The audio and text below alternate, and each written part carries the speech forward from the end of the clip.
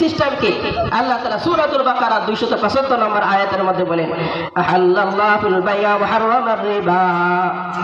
আল্লাহ তাআলা ক্রয় বিক্রয়কে জায়েজ রেখেছেন আর সুদকে হারাম ঘোষণা করেছেন। এভাবে হাদিসের মধ্যে আসছে মান ইহতাকারা ফালাইসা মিন্না, আরেক হাদিসের মধ্যে আসছে মান গাশানা ফালাইসা মিন্না, যে আমাদেরকে ধোঁকা দেবে সে আমাদের অন্তর্ভুক্ত না, যে ইহতিকার করবে গুদামজাত করবে সে আমাদের দলভুক্ত না। এই যে ইসলামিক অর্থনৈতিক সিস্টেম, ইসলামিক ব্যবসায়িক সিস্টেম, ইকোনমিক সিস্টেম, এগুলো যদি সমাজের মধ্যে বাস্তবায়ন হয়ে যায় তাহলে এই সমাজের মধ্যে জিনিসপত্রের এত দাম কোনোদিন হইতো না। ধোঁকাবাজি, আপনি এক একটা কাপড় কিনবেন, যারা ব্যবসায়ী দেখা যায় তারা এক একটা কাপড় 300 টাকা দিয়ে কিনে, এরপরে সেটাকে ডবল ডবল ট্রিপল ডবল তারা করে, তারপরে বিক্রি করে। 300 টাকার জিনিস 2000 3000 টাকা দিয়ে তারা বিক্রি করে এবং মানুষকে ধোঁকাবাজি দিয়ে তারপরে বিক্রি করে। এই ধোঁকাবাজি করা হাদিসের মধ্যে আসছে, এগুলো না যায়, এগুলো হারাম। দ্রব্য মূল্যের নিয়ন্ত্রণ এটা ইসলামের অন্যতম বিধান, এটা অনেক বড় বিষয়। এমনি ভাবে হাদিসের মধ্যে আসছে যে গুদামজাত করবে, এই যে আলুর ব্যবসা যারা করে, যারা ধানের ব্যবসা করে, ধান গুদামজাত করে মানুষের মধ্যে মূল্য বৃদ্ধি করে দেয়, এগুলো যারা করে ইসলামের মধ্যে এগুলো নিষেধ এসেছে, এগুলো ধোঁকাবাজির অন্তর্ভুক্ত, এগুলো হারাম। রোজা না রাখা যেমন হারাম, নামাজ না পড়া যেমন হারাম, এগুলো হারাম। এই সিস্টেম যদি বাস্তবায়ন হয় তাহলে এই পৃথিবীতে শান্তির অভাব থাকবে না। ইসলামের রাজনীতি আছে কি না? ইসলামের পরিচিত রাজনীতি এগুলো নাই, কিন্তু এমন রাজনীতি আছে যে রাজনীতির কারণে বাঘ এবং হরিণ একসাথে খাইতে পারে। মুসলিম শরীফের হাদিস এবং বুখারী শরীফের হাদিসের মধ্যে আসছে কানাত বনু ইসরাঈল তাসুসুহুল আম্বিয়া, বনু ইসরাঈলদের রাজনীতি করত তাদের নবীরা। এখান থেকে বুঝে আসলো রাজনীতি কোরআন হাদিসের মধ্যে আসছে। অনেকে বলে, আধুনিক বুদ্ধিজীবী যারা আছে তারা বলে কোরআনের মধ্যে রাজনীতি নাই, রাজনীতির যে শব্দ এই শব্দ কোরআনের মধ্যে নাই, তারা বুঝে না। রাজনীতির আরবি শব্দ হলো সিয়াসা, এই সিয়াসা যেটা এর থেকে আসছে হলো তাসুসু, কানাত বনু ইসরাঈল তাসুসুহুল আম্বিয়া, হাদিসের থেকে স্পষ্ট পাইলাম। এমনি ভাবে রাজনীতির আরো শব্দ আছে, রাজত্ব, রাষ্ট্রনীতি, এগুলো কোরআনের মধ্যে আল্লাহ তাআলা বলেছেন ইনিল হুকমু ইল্লা লিল্লাহ, রাজত্ব রাষ্ট্রনীতি একমাত্র আল্লাহর জন্য হবে, কোনো মানুষের জন্য হইতে পারে না। তাহলে রাজত্ব এবং রাষ্ট্রনীতি, রাজনীতি সব কিছু আল্লাহ তাআলা কোরআনের মধ্যে বলে দিয়েছেন, তবে রাজনীতি হবে আল্লাহ এবং রাসূলের তরিকায় হবে, মানুষের কোনো বানানো তরিকায় এটা চলবে না। আর আল্লাহ এবং রাসূলের সেই বানানো তাদের যে প্রণয়নকৃত যে সিস্টেম, সেই সিস্টেমে শুধুমাত্র আমি একটা নমুনা দিব। এই সিস্টেমকে বলা হয় খেলাফত আলা মিনহাজিন নবুওয়া। খেলাফত মানে হলো প্রতিনিধিত্ব করা। আল্লাহ রাসূল সাল্লাল্লাহু আলাইহি সাল্লাম স্বয়ং আল্লাহ তাআলার প্রতিনিধিত্ব করতেন, আল্লাহ তাআলা যে আইন বাস্তবায়ন করতেন, রাসূল করিম সাল্লাল্লাহু আলাইহি ওয়াসাল্লাম সেই আইনকে পৃথিবীব্যাপী তার বাস্তবায়ন করে ছেড়েছেন। আর রাসূল করিম সাল্লাল্লাহু আলাইহি ওয়াসাল্লাম যে আইনকে প্রণয়ন করে গিয়েছেন, খোলাফায়ে রাশিদিন সেই আইনকে বিশ্বব্যাপী বাস্তবায়ন করে দেখিয়ে দিয়েছেন। এটা হলো খেলাফত। খেলাফত বুঝে না অনেকে, খেলাফত হলো আল্লাহ এবং রাসূলের আইনকে সমাজে সর্বত্র বাস্তবায়ন করা। খলিফা ওমর রাদিয়াল্লাহু তাআলা আনহুর যুগে অবস্থা এমন ছিল, বিশাল বড় সাম্রাজ্য, অস্ট্রেলিয়া, ইউক্রেন, সমগ্র মুসলিম বিশ্ব, রাশিয়ার বিশাল এলাকা, তুর্কিস্তানের বিশাল বড় এলাকা, ইরাকের বিশাল বড় এলাকা, সিরিয়ার বিশাল বড় এলাকা, সমগ্র মুসলিম বিশ্ব এক শাসনের অধীন ছিল, এক খেলাফতের অধীনে ছিল। খেলাফতের এক প্রান্ত থেকে অপর প্রান্তে কোনো নারী যদি রাত্রে সে 2টা বাজে সফর করত তাহলে কোনো পুরুষ তাকে বিজয় করার সাহস পর্যন্ত পাইত না।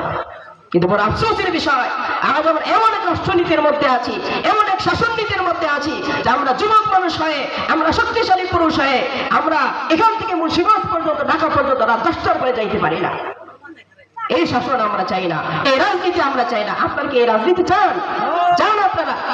যারা এই রাজনীতি চাইবে তাদের ঈমান থাকবে না। রাজনীতি চাইতে হবে সেই রাজনীতি, যেই রাজনীতি খলিফা ওমর করে গিয়েছেন, যেই রাজনীতি আল্লাহ রাসূল সাল্লাল্লাহু আলাইহি ওয়াসাল্লাম করে গিয়েছেন। খলিফা ওমর রাদিয়াল্লাহু তাআলা আনহু শাসন আমলে কোনো দ্রব্য মূল্যের এত দাম ছিল না, নিয়ন্ত্রণ ছিল, কেউ সম্পদের মধ্যে ধোঁকাবাজি করতে পারত না। আরেকটা কাহিনী বলি, হযরত খলিফা ওমর ইবনে আব্দুল আজিজ রাহমাতুল্লাহি আলাইহি এখানে একটা উসুল বলে নেই। আমাদের রাজনৈতিক সিস্টেম হলো মানুষ রাজনীতির পূর্বে গরিব থাকে, এরপরে যখন চেয়ারম্যান হয়ে যায়, মেম্বার হয়ে যায়, এমপি হয়ে যায়, মন্ত্রী হয়ে যায়, তখন সে আঙ্গুল ফুলে কলা গাছের মতো হয়ে যায়, বড়লোক হয়ে যায়, সম্পদের আত্মসাৎ করে এক একটা রোজগার এখান থেকে কিছু টাকা এনে, বিশাল অঙ্কের টাকা এনে কিছু টাকা নিজের পকেটে ঢোকায় আর কিছু টাকা জনগণকে দেয়, বা কিছু টাকা জনগণকে দেয় আর অধিকাংশ টাকা নিজের পকেটে ঢোকায়। আর সেই যুগে খোলাফায়ে রাশিদিনের অবস্থা ছিল, রাজনীতি করার পূর্বে, এমপি হওয়ার পূর্বে, মন্ত্রী হওয়ার পূর্বে, শাসক হওয়ার পূর্বে তারা বড়লোক থাকতো, আর শাসক হওয়ার পরে গরিব হয়ে যেত। খলিফা ওমর বিন আব্দুল আজিজ রাহমাতুল্লাহি আলাইহি এত সম্পদশালী ছিলেন, একদিন যে কাপড় পরতেন দ্বিতীয় দিন সে কাপড় পরার প্রয়োজন পড়তো না, ওই কাপড় আর পরতেন না। এমন আতর ব্যবহার করতেন, আতরের কারণে মাইকে মাইল আতরের সুগন্ধি চলে যাইত, দীর্ঘক্ষণ পর্যন্ত আতরের সুগন্ধি মানুষ শুনতে পাইত। এত বড় লোক ছিল। তার খাবারের কোনো নিম্নমানের কোনো খাবার ছিল না, চালচলন ছিল অনেক উন্নত মানের সে গাধা ঘোড়া উন্নত মানের উটের উপরে চলতেন।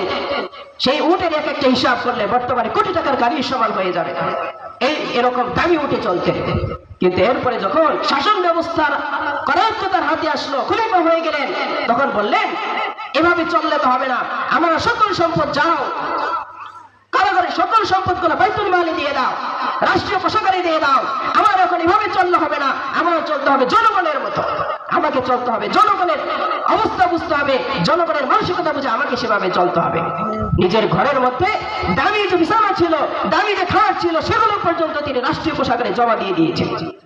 এমন অবস্থা হয়েছে যেই বেচারা রাষ্ট্রীয় কোষাধ্যক্ষ এবং রাষ্ট্র শাসন ভার নেওয়ার পূর্বে যার চলার কোনো অভাব ছিল না, থাকা খাওয়ার কোনো অভাব ছিল না, কিন্তু রাষ্ট্রীয় কোষাধ্যক্ষ তার হাতে আসার পরে, শাসন ব্যবস্থা তার হাতে আসার পরে তার দেখা গিয়েছে চটের যে বিছানা ছিল এগুলোর উপরে তিনি সইতেন, মোটা কাপড় তিনি পরিধান করতেন। এই হলো অবস্থা। এর মানে হলো এখান থেকে আমরা বুঝলাম যে আমাদের খলিফারা তারা শাসন ব্যবস্থা পাওয়ার পরে গরিব থাকতো, বড়লোক থাকতো, আর শাসন ব্যবস্থা পাওয়ার পরে তারা গরিব হয়ে যেত। আর এখন হলো সম্পূর্ণ উল্টা, চেয়ারম্যান হবে, মেম্বার হবে, আগে গরিব থাকে, আর চেয়ারম্যান মেম্বার পাওয়ার পরে সে বড়লোক হয়ে যায়। এই জন্য আমাদের বুঝতে হবে, সে শাসন চাইতে হবে, সে খেলাফত ব্যবস্থা চাইতে হবে, যার মাধ্যমে আমরা সমাজের মধ্যে সুখ ও শান্তি প্রতিষ্ঠা করতে পারবো। সমাজের মধ্যে কোনো ধোঁকাবাজি চলবে না, সমাজের মধ্যে কোনো আত্মসাৎ হবে না, চুরি হবে না, ডাকাতি হবে না, চিন্তাই হবে না, বেবিচার হবে না। আপনার কি চাইছে সে শাসন? এই শাসনের জন্য বলে না, শাসন চাননি আপনারা? জানে বলেন কে কি চান? হাত উঠান। এই শাসনের জন্য এই কওমি মাদ্রাসাগুলো প্রতিষ্ঠিত হয়েছে। এই যে মাদ্রাসাগুলো প্রতিষ্ঠিত হয়েছে, এখানে সমাজ ব্যবস্থাকে কিভাবে সুষ্ঠুভাবে পরিচালনা করতে হবে এগুলো শিক্ষা দেওয়া হয়। এখানে শুধু কোরআন হাদিস শিক্ষা দেওয়া হয় না, কোরআন হাদিস মানে শুধু ইবাদতই শিক্ষা দেওয়া হয় না, বরং এখানে কিভাবে আপনি রাষ্ট্র পরিচালনা করবেন, কিভাবে অর্থ ব্যবস্থা পরিচালনা করবেন, কিভাবে সমাজ ব্যবস্থা পরিচালনা করবেন, এই সব কিছু কওমি মাদ্রাসাগুলোর মধ্যে শিক্ষা দেওয়া হয়। আপনি এক একজন ডাক্তার দেখেন, আপনাকে 1 মিনিট পরামর্শ দিয়ে, 5 মিনিট পরামর্শ দিয়ে 1000 টাকা 1500 টাকা নিয়ে নেয়। আর আমরা এই মাদ্রাসার মুফতি সাহেবরা তারা দেখা যায় এক একটা ফতোয়ার জন্য, পারিবারিক আইনের জন্য, অর্থনৈতিক আইনের জন্য, রাষ্ট্রনীতি আইনের জন্য আমাদের কাছে তারা ফতোয়া নিতে আসে, পরিবার বাঁচানোর জন্য ফতোয়া নিতে আসে, সমাজ ব্যবস্থা বাঁচানোর জন্য ফতোয়া নিতে আসে। আমরা এক একটা ফতোয়ার পিছনে 2-3 জন আলেম ওলামা চেষ্টা করি, এক একজন ছাত্র চেষ্টা করে, এক একটা ফতোয়ার পিছনে সপ্তাহ চেষ্টা করার পরে টাইপ করে, এরপরে আমরা ফতোয়া দিই। ওই ফতোয়ার পরিবর্তে 1 টাকাও আমরা নেই না।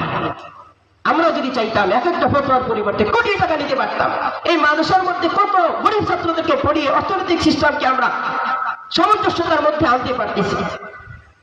একজন ডাক্তার 2 মিনিট পরামর্শ দিয়ে, 5 মিনিট পরামর্শ দিয়ে 1000 টাকা নিয়ে নিচ্ছে। আর একজন মুফতি সাহেব সমাজের এতটা উন্নয়ন, এতটা চেষ্টা করে যাচ্ছে, সমাজের এতটা সেবা করতেছে যে সপ্তাহের পর সপ্তাহ চেষ্টা করেও, সপ্তাহের পর সপ্তাহ মেহনত করে জনগণ থেকে টাকা নিচ্ছে না। এজন্য এই মাদ্রাসার জরুরত আছে কি নাই? কি বলেন, আছে কি নাই? অবশ্যই আছে। তাই মাদ্রাসার দিকে লক্ষ্য রাখতে হবে। যত কওমি মাদ্রাসা আছে, যত মসজিদ আছে, এগুলো এক একটা ইসলামের কেন্দ্র। আলহামদুলিল্লাহ আমাদের এই মাদ্রাসা এই এলাকার প্রথম মাদ্রাসা, আপনারা জানেন। এবং এই মাদ্রাসা আপনারা আরেকটা খুশি সংবাদ শুনে রাখেন, এই বছর আমরা দাওরা হাদিস খুলেছি। আলহামদুলিল্লাহ এটা আমাদের এই এলাকার প্রথম দাওরা হাদিস। আলহামদুলিল্লাহ দাওরা হাদিস যখন পড়ানো হয়, দাওরা হাদিসের প্রতিদিন ঘন্টার মধ্যে সাল্লাল্লাহু আলাইহি ওয়াসাল্লাম পড়া হয়। যতবার দুরূদ শরীফ পড়া হয়, ততবার পুরো এলাকার মধ্যে আল্লাহ তাআলার রহমত নাযিল হয়। এই দুরূদ শরীফ যদি না পড়া হইতো, এই এলাকার মধ্যে রহমত নাযিল হইতো না। এই এক মাদ্রাসার কারণে এলাকার মধ্যে কত বড় বড় আলেম তৈরি হয়েছে, এটা আপনারা কল্পনাও করতে পারবেন না। এই মাদ্রাসার গুরুত্ব আছে কি নাই? অবশ্যই আছে। এই জন্য আমরা আপনাদের সকলের দিকে দৃষ্টি আকর্ষণ করব, আপনারা এই মাদ্রাসার প্রতি লক্ষ্য রাখবেন, এই মসজিদের প্রতি লক্ষ্য রাখবেন, মাদ্রাসার জন্য দোয়া করবেন। আপনাদের টাকা পয়সা অত জরুরত নাই, আপনাদের দোয়ার জরুরত আছে। টাকা পয়সার জরুরতের থেকে বেশি জরুরত হলো আপনাদের দোয়ার জরুরত, আপনাদের ভালোবাসার জরুরত। আল্লাহ তাআলা সবাইকে এই মাদ্রাসার প্রতি ভালোবাসা সৃষ্টির তৌফিক দান করুন। আসসালামু আলাইকুম ওয়া রাহমাতুল্লাহ।